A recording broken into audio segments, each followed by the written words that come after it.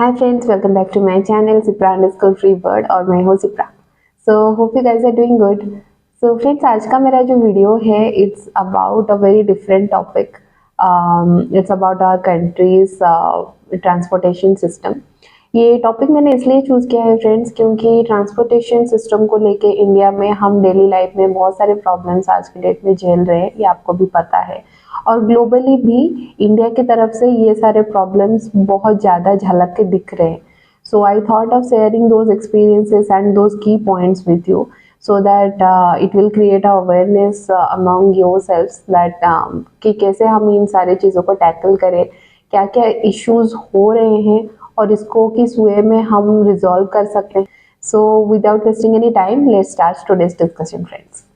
सो friends, क्या आपको पता है according to study almost 50% of the population of India, they are facing the problems with traditional transportation system in the country। क्यों, किन सारी चीज़ों की वजह से? इसमें मैं इंक्लूड कर सकती हूँ unsafe vehicles, misbehaving drivers, poor maintenance. ये जो तीन चीज़ मैंने बोली, इनके वजह से बहुत ज़्यादा अफेक्टेड हो रहा है पॉपुलेशन। और ये जो ट्रेंड है ना फ्रेंड्स, ये सिर्फ फ्रस्ट्रेटिंग नहीं है फॉर द कस्टमर्स, इसमें वो पोटेंशियल भी है कि ये पूरे इंडस्ट्री को अफेक्ट कर सकता है in terms of growth and reputation. ये कंट्री में भी अपने आप में एक नेगेटिविटी फैला रहा है। इस वीडियो में आज हम डिस्कस करेंगे कि क्या क्या चैलेंजेस हम फेस कर रहे हैं, इंडिया फेस कर रहा है इन केस ऑफ ट्रांसपोर्टेशन सिस्टम्स, और हम पर्टिकुलर इश्यूज को एड्रेस करेंगे और इसका पोटेंशियल सोल्यूशन क्या है, उन सारी चीज़ों को भी डिस्कस करेंगे। So let's start. So friends, major issues में सबसे पहला पॉइंट है सिक्योरिटी। सिक्योरिटी का बहुत ज़्यादा इश्यूज है इन case of transportation system in India. कैसे? हमारे ट्रांसपोर्टेशन सिस्टम में ब्रोकन कार्स या फिर डिफेक्टिव कार्स यूज़ किया जाता है जो कस्टमर्स के लाइफ को रिस्क में डालता है eight the time of travelling. इसको छोड़ के माल फंक्शनिंग एसओएस सिस्टम, ये कस्टमर के रेपुटेशन को भी और उनके लाइफ को भी रिस्क में डालता है। ये सिर्फ उनका ही नहीं बल्कि पूरे इंडस्ट्री का ट्रस्ट इश्यू के ऊपर आ जाता है फैक्टर। वो ट्रस्ट वर्दी नहीं हो पाते हैं टुवर्ड्स द इंडस्ट्री। या फिर कार्स में ट्रांसपोर्टेशन जो भी व्हीकल्स वगैरह यूज़ हो रहा है उसमें मॉनिटरिंग सिस्टम नहीं होता है या फिर खराब हुआ रहता है, ब्रोकन और non existent monitoring system mostly मैं बोल सकती हूँ। अगर नहीं होता है तो हम कोई भी चीज़ ट्रैक नहीं कर सकते, ना तो ड्राइवर को, ना तो पैसेंजर को, ना ही वो ट्रैवलिंग राउट को। तो इससे बहुत ज़्यादा सिक्योरिटी इश्यूज होता है। देन मेरा सेकेंड पॉइंट है फ्रेंड्स, एफिशिएंसी। इसमें मैं आपको ये बताना चाहती हूँ कि जो इंडस्ट्री है हमारा ट्रांसपोर्टेशन का, वो हमेशा फोकस करता है कस्टमर के हैबिट के ऊपर, जो भी प्रोवाइडर्स है, जबकि उनको फोकस करना चाहिए कस्टमर के प्रेफरेंसेस और अंडरस्टैंडिंग के ऊपर। उनको क्या चाहिए एक्चुअली, उस चीज़ के ऊपर एफिशिएंसी देना चाहिए। ये नहीं होता है तो क्या होता है ना, कस्टमर का इंडस्ट्री के साथ जो लॉयल्टी रहता है ना, वो इश्यूज होने लगता है। उनको उतना ट्रस्ट नहीं रहता है इंडस्ट्री के ऊपर, क्योंकि उनके हिसाब से उनको जो एक्सपेक्टेशंस रहता है ना, वो इंडस्ट्री मीट नहीं कर पाता है। देन फ्रेंड्स, मेरा सबसे अहम पॉइंट है ये वाला, जो है ड्राइवर रिलायबिलिटी। आप लोगों को तो पता ही है फ्रेंड्स, जो लोग डेली कैब लेके ट्रैवल करते हैं या फिर बसेस में भी ट्रैवल करते हैं, मोस्टली मैं कैब के बारे में बोलना चाहती हूँ। आप लोगों को बहुत सारे न्यूज़ आते होंगे कि ड्राइवर ने मिसबिहेव किया, कस्टमर का ड्राइवर का आर्गुमेंट हुआ पैसे को लेके, या फिर आपके ड्रेसिंग सेंस को लेके, या फिर ड्राइवर का मतलब कुछ अलग ही इंटेंशन हो आपको लेके। मोस्टली जब वुमेन ट्रैवल करते हैं तो ये जो रिलायबिलिटी इश्यूज है ना, ये बहुत ज़्यादा देखने के लिए मिल रहा है। वो मिसबिहेव करते हैं किसी चीज़ के ऊपर, मतलब आपका बहस हो जाए मानो पेमेंट इश्यू को लेके। कभी कभी बहुत सारे न्यूज़ तो हम देख ही रहे हैं ना फ्रेंड्स, कि बुकिंग के टाइम एक अमाउंट दिखाता है, जब आपका ट्रिप कंप्लीट होता है और एक अमाउंट दिखाता है, तो ड्राइवर ज़्यादा चार्जेस लेता है। तो ये सारे इश्यूज बहुत ज़्यादा देखने के लिए मिल रहे हैं। इसका मेन मुद्दा क्या है कि हम इंडस्ट्री में जो भी लोग प्रोवाइडर्स है, वो लोग अच्छे से बैकग्राउंड चेक नहीं करते हैं ड्राइवर का, जिसकी वजह से ना हमें अच्छे ड्राइवर्स नहीं मिलते हैं। एक रिलैक्स्ड बैकग्राउंड चेक मैं बोल सकती हूँ, ऐसा रहता है। अच्छे से जांच परख नहीं होता है तो ड्राइवर्स के शॉर्टेजेस भी रहते हैं। कभी कभी हम ट्रिप बुक करते हैं लेकिन वो कैंसिल हो जाता है क्योंकि ड्राइवर्स की तरफ से कैंसलेशन होता है, ऑब्वियसली हमें एक्स्ट्रा चार्जेस पड़ता है, ड्राइवर शॉर्टेज भी हो सकता है या फिर उनका कुछ और इश्यू हो सकता है जिसकी वजह से वो मतलब केयरलेस बिहेव करते हैं कस्टमर्स के। तो इससे क्या होता है ना, जो क्वालिटी ऑफ सर्विस है ना वो डिक्लाइनेशन मोड में चला जाता है। तो ये एक इश्यू है। एंड फ्रेंड्स, मेरा नेक्स्ट पॉइंट है क्वालिटी। इसमें मैं आपको ये बताना चाहती हूँ कि जो हमारा इंडस्ट्री है ट्रांसपोर्टेशन का, वो हमेशा फोकस करता है कि वॉल्यूम कैसे बढ़ाया जाए। जो भी प्राइवेट व्हीकल्स रन हो रहे हैं रोड्स में, उसका वॉल्यूम हाई होना चाहिए, लेकिन वो लोग क्वालिटी के बारे में भूल ही जाते हैं, जिसका रिजल्ट क्या होता है ना, हमें डर्टी व्हीकल्स मिलते हैं, पुअर मेंटेनेंस, उसमें मतलब मॉनिटरिंग सिस्टम नहीं होता है, या फिर गाड़ी बहुत डर्टी रहता है, उसका कांच टूटा हुआ रहता है, वगैरह वगैरह चीज़। इसको छोड़ के जैसे मैंने आपको पहले भी बताया कि ड्राइवर्स की तरफ से कैंसलेशन बहुत आता है, या फिर सर्विस के टाइम में उनके तरफ से रिफ्यूजल्स आता है, फ़ोन पे वो बहुत रूडली बोलते हैं कि हम उस तरफ नहीं जाएंगे। मेरे साथ भी बहुत बार हुआ है।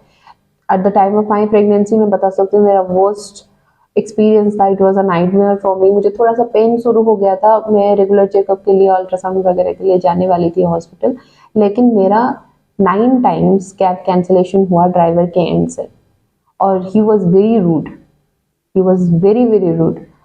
सो it was an escalation from my end, but nothing happened.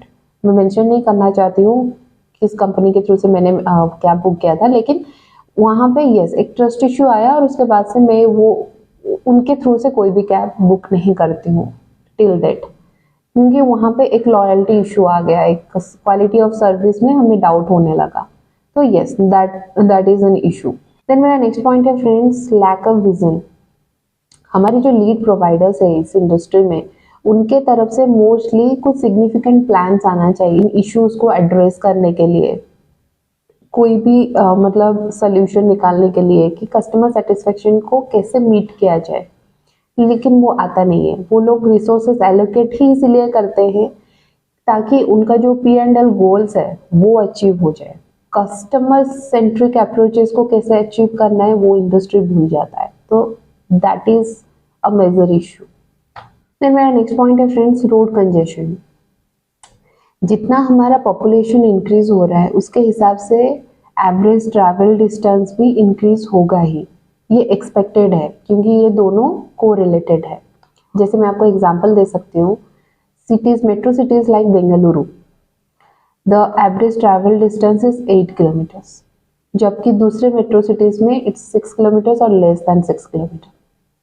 हमारे जो एम्प्लॉयज़ है, जो अपने एम्प्लॉयमेंट के लिए, एजुकेशन पर्पसेस के लिए रेगुलर बेसिस में ट्रैवल करते हैं, तो फ्रीक्वेंटली एक लॉन्ग डिस्टेंस ट्रैवल करते हैं, जिसके वजह से वो एवरेज ट्रैवल डिस्टेंस में वो जो लेंथ और फ्रीक्वेंसी है वो बढ़ता जाता है, and this trend will lead to road congestion.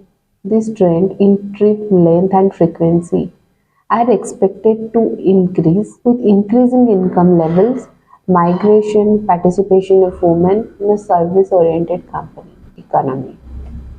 The next point है friends, decarbonization. देखिए, हम सबको तो पता ही है कि हम जो कार्स वगैरह यूज़ करते हैं उसके वजह से कितना ज़्यादा ग्रीन हाउस गैस एमिशंस होते हैं हर दिन, और हर साल में सोचिए इसका अमाउंट कितना ज़्यादा है। तो ट्रांसपोर्टेशन सिस्टम से बहुत ग्रीन हाउस गैस एमिशन बहुत ज़्यादा अमाउंट में हो रहा है, जो एक बहुत लंबे समय से एक मेजर इशू रहा है।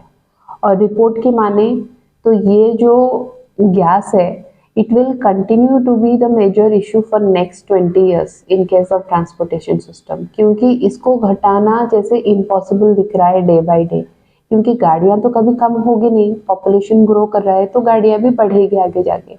तो ये जो डीकार्बनाइजेशन का थिंग है ना, एक मेजर इशू बनता जा रहा है, and it will be continuing with profound consequences for consumers, retailers, policy makers and for transport as well.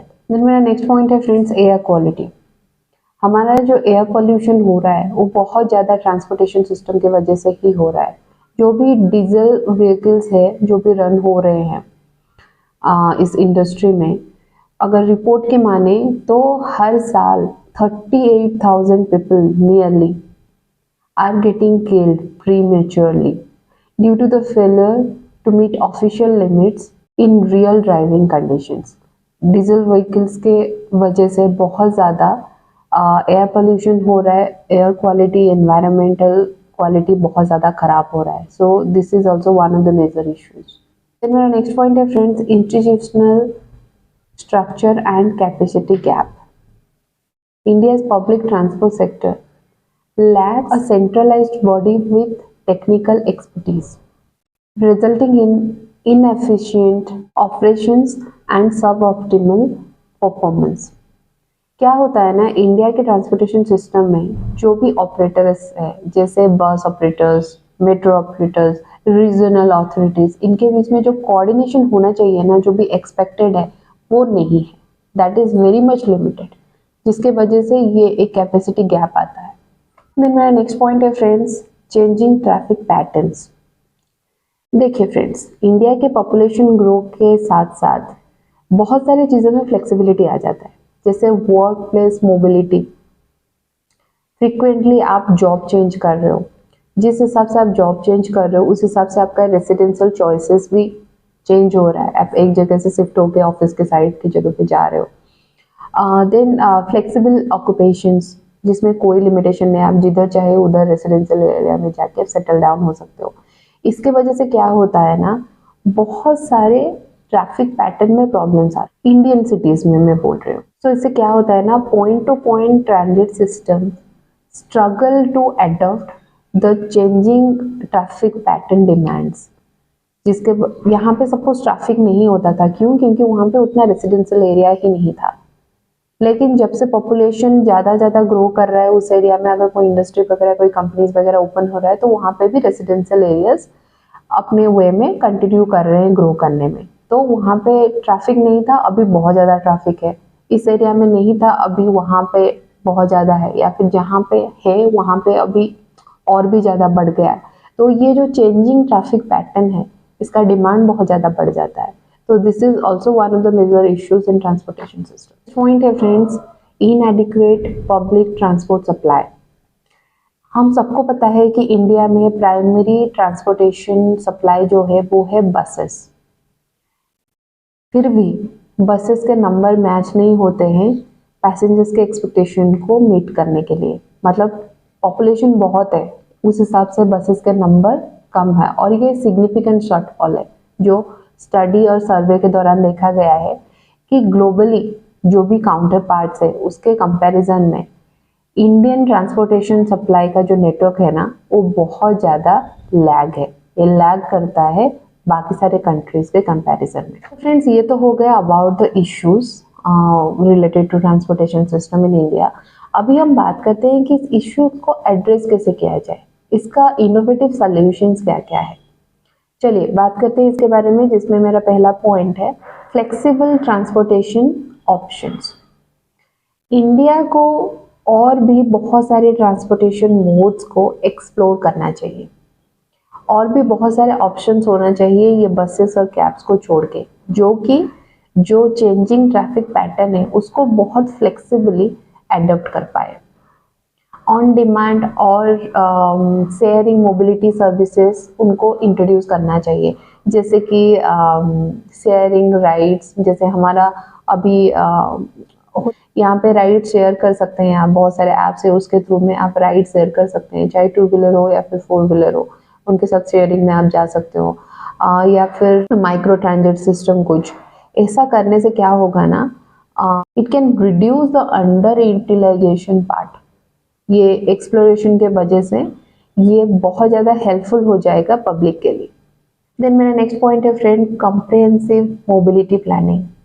देखिए friends, comprehensive mobility services should go beyond the rail and road transportation systems. ये इसमें limited नहीं होना चाहिए. Customer के साथ door to door connectivity होना ही चाहिए. It should encompass all modes of transportation in short, including efficient last mile solutions as well. Then my next point is friends, public private collaboration. The definition of public transportation should expand to include all non self owned, motorized or non motorized transports. इससे क्या होता है ना, private enterprises के साथ जो collaboration है ना, ये उसको एनकरेज करता है। ये थर्ड पार्टी इंफ्रास्ट्रक्चर प्रोवाइडर्स को भी एनकरेज करता है। इससे बहुत ज़्यादा रिजल्ट आता है in terms of innovation and investment. So this is also a very good solution. Then friend, मेरा नेक्स्ट पॉइंट है इंटरमॉडल इंटीग्रेशन। इसमें मैं आपको ये बता देना चाहती हूँ, जो इंटरमॉडल इंटीग्रेशन है उसको आपको प्रमोट करना चाहिए between all the transport modes, जिसमें आपको ये ध्यान में रखना है कि क्वालिटी बहुत अच्छी होनी चाहिए in terms of services, schedule alignment, integrated ticketing for the passengers.